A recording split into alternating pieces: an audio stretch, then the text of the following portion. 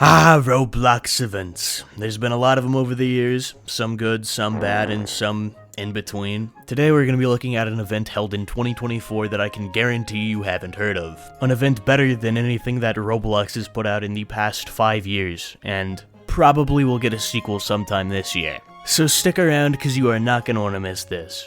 So the story for this event actually begins a decade before it was hosted. On December 2nd of 2010, as part of the annual Christmas Giftsplosion, Roblox would release the friendly gift of Facebox Connect. Now the item itself isn't actually that important to this story, but the gift would open, and everyone who had purchased it would receive the Epic Face. So anyway, one of the 12,000 copies of the Epic Face would be purchased by the user IceCoolBlue. In 2014, he would begin making tutorial videos on YouTube for Roblox events at the time. This began with the egg hunt of that year. Now hold on, this feels a little bit familiar. Later in 2014, he would change his username to IConnorBob, but you probably know him better for the name that he has today, Conor3D. Now, Conor3D is a name you've probably heard of if you've ever looked up anything relating to a Roblox event online. You've definitely come across this name because this guy genuinely spent a whole decade perfecting the craft of making Roblox tutorial videos. I am dead serious. Since June 1st of 2015, he's made a video on every single event item Roblox has ever put out, along with hundreds of badges and miscellaneous items and everything from Twisted Murder to Pokemon Brick Bronze to the After the Flash series. I have a lot of respect for the guy. But anyway, what's all this context for? You see, it's been an annual tradition on his channel that every April Fool's Day he posts a video about how you can get the Epic Face, or some variation of it. The joke, of course, is that, as we've already covered, you can't. It hasn't been on sale since 2010.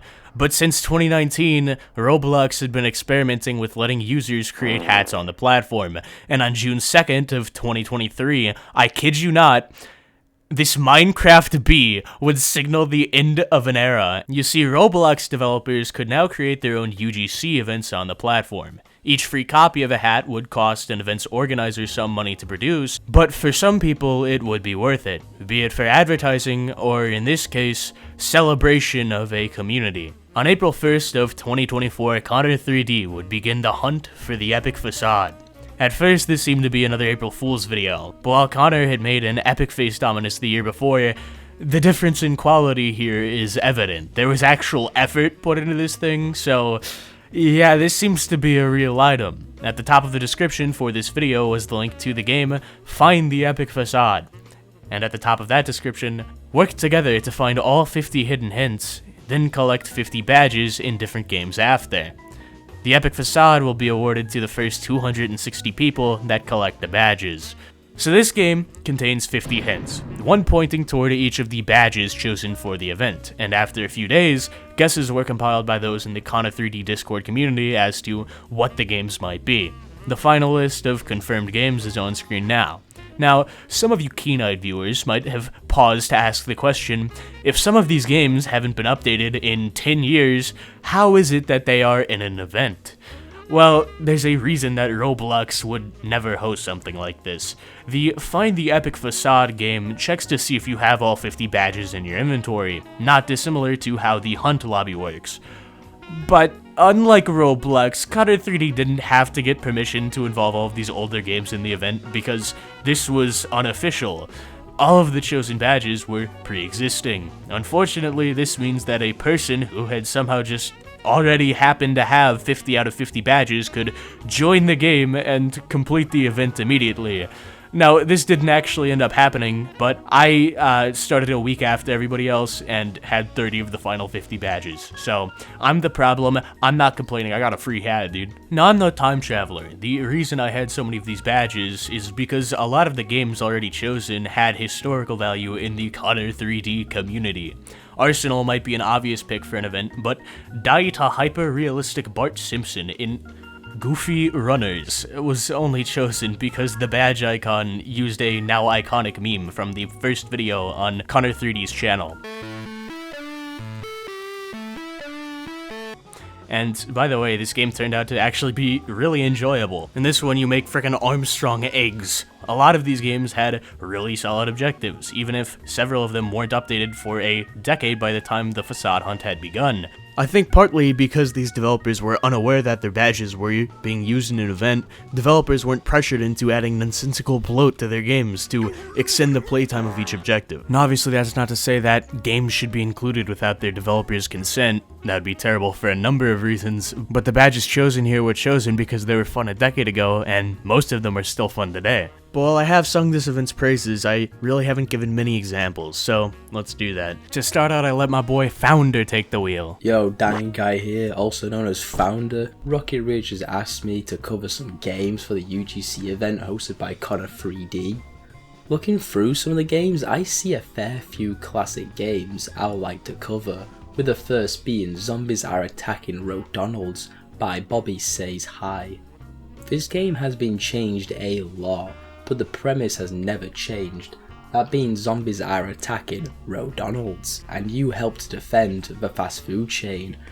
This goes hard! As for the badge, you only had to kill 100 zombies, which is honestly simple enough and not a chore to do, as I find this game to be quite fun and relaxing, and as a cool added bonus, the zombie horde is completely random with actual Roblox avatars. You may even see a few developer outfits scattered in the horde to make it feel like a real zombie apocalypse. Now, Zombies Are Attacking McDonald's is quite simple and quick to do. This next one ends up taking a lot more time.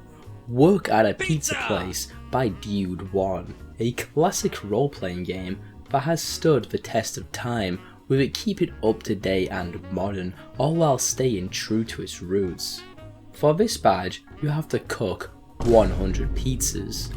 That is a lot, considering if you are new to this game, it's simply clicking buttons on toppings and ingredients, cooking the pizza and shipping it off to be delivered.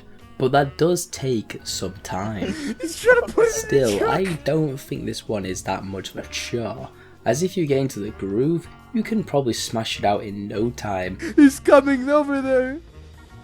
He's gonna put it in, Heidi. He's gonna put it in your truck.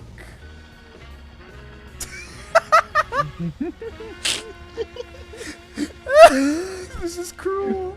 This is cruel. Will he keep going? No, I don't think he will. We'll see.